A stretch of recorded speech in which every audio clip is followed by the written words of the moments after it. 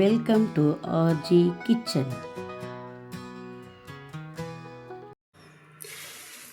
தக்காளி தண்ணி சட்னி செய்ய போகிறோம் இப்போது ஆர்ஜி கிச்சனில்.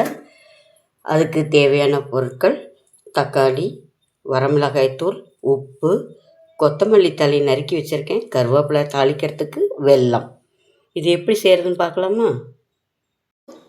தக்காளி சட்னி செய்கிறதுக்கு தக்காளி, மிளகாய்த்தூள்,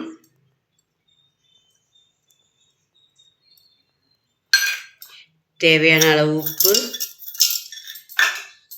வெல்லம் தேவையான அளவு எல்லாம் ஒன்றா சேர்த்து நைஸாக அரைச்சிட்டு வரணும்.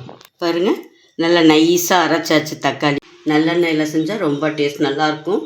அதனால் நல்லெண்ணெய் ஊற்றிருக்கேன்.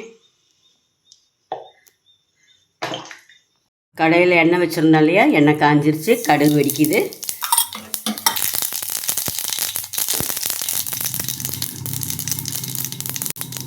கடுகு வெடிச்சிருச்சு. கருவேப்பிலை சேர்க்குறேன்.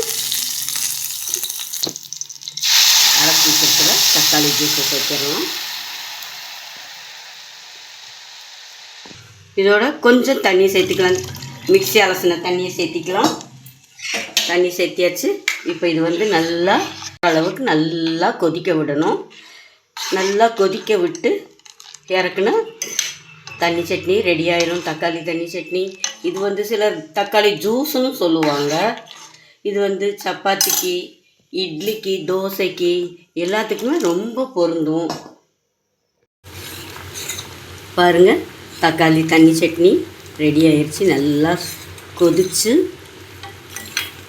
போய் நல்லா கொதி வந்துருச்சு. இந்த அளவுக்கு நல்லா கொதிக்கணும். தண்ணி பாருங்கள், தக்காளி சட்னி தண்ணியாக இருக்குது பார்த்தீங்களா? இந்த கன்சிஸ்டன்சி இருந்தால் சரியாக இருக்கும். பச்சை வாசனையும் இருக்கக்கூடாது. இப்போ இது ரெடி ஆயிடுச்சு. இறக்கிடலாம். இறக்கிட்டு இதில் நிறைய கொத்தமல்லி தழை தூவிட்டோம்னா சூப்பராக இருக்கும்.